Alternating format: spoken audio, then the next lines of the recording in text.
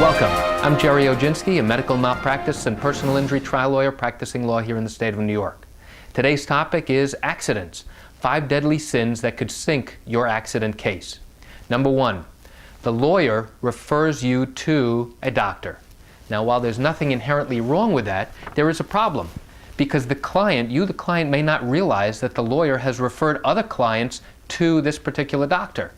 And while when we go into court, the jurors may not recognize the doctor because they may not have seen him multiple times. The lawyers for the defense, I guarantee you, have seen him many, many times. And the judges have seen the doctor many, many times.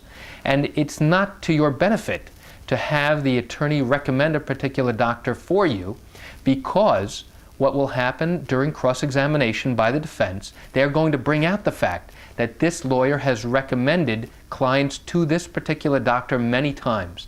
And not just this lawyer, but many other lawyers refer clients to this particular doctor as well.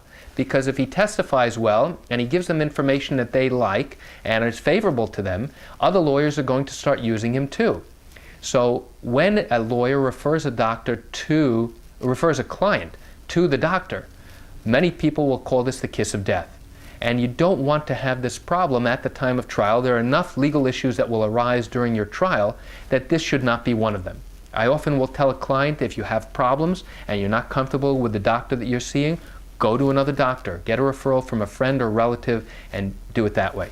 Number 2, hiding past accidents from your lawyer. That will sink your case, clearly, without a doubt. If you don't tell your lawyer about everything that's gone on in your past and in your history, you are tying your attorney's hands, because what will happen is that he will get sandbagged during the course of your deposition or at trial, which is even worse. If your attorney doesn't have the information necessary to prosecute your case properly, you're not going to have effective counsel, and you really don't want to be put in that situation. It's really very detrimental to your case. Number 3, if you hide other injuries, you are sinking your own case. Let's say something happened to you 10, 15 years ago, and now you are claiming that you suffered a similar injury or an exacerbation or aggravation of that injury. But you neglect to tell your lawyer about an accident that happened to you many years ago. And during the course of investigation, your attorney finds this out, but it's too late to do anything about it. The worst is when the client does not tell the lawyer that they've had a similar accident causing similar injuries in the past. And now at deposition, the defense lawyer asks the question, well, Mr. Jones, have you ever been involved in any other accident? If you say no, and it turns out that you were, and they learn about that accident, I guarantee you they will, your case is just as good as over as anything else. It's gone. Where you lie, your case is finished and you've sunk your own case. You've got to tell your attorney what happened to you about your injuries in the past and any accidents you had in the past. Only by doing that can your lawyer properly prepare you on how to answer the questions properly. No hiding things. Be forthright and be straightforward about what happened to you, and you should not have a problem. Number 4, not having accurate tax returns can get clients into a lot of trouble.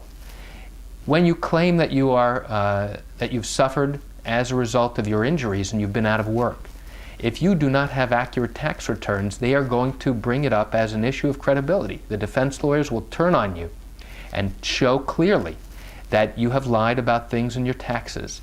And if you've lied about one thing, what's to say you have not lied about other material things going on in your case? It's devastating. Shouldn't happen. If you have problems in your tax returns that need to be corrected, make sure you contact your accountant, fix it up, and deal with it. Don't leave it for later on, because it'll come back to haunt you. Number 5, misrepresenting your activity level.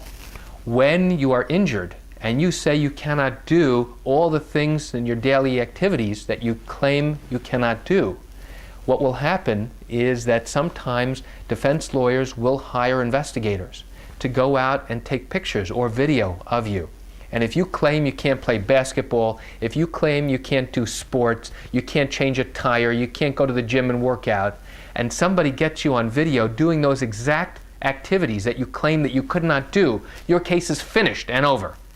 You just better make sure that your attorney doesn't know about it, because once he learns about this improper activity level, he's going to ask the court to withdraw as your attorney, because he can no longer continue to ethically and morally represent you and prosecute your case. So please, do not represent your activity level. If your injuries are minimal, come right out and say they are. Don't overstate exactly what it is that you're claiming.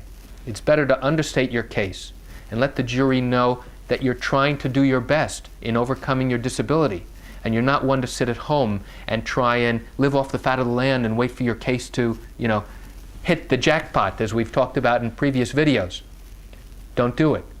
Try and make the best of your life. Try and go back to work. Do the best that you can with whatever injuries you have. And that's all for today. Thank you for joining me. I'm Gerry Oginski. Have a great day.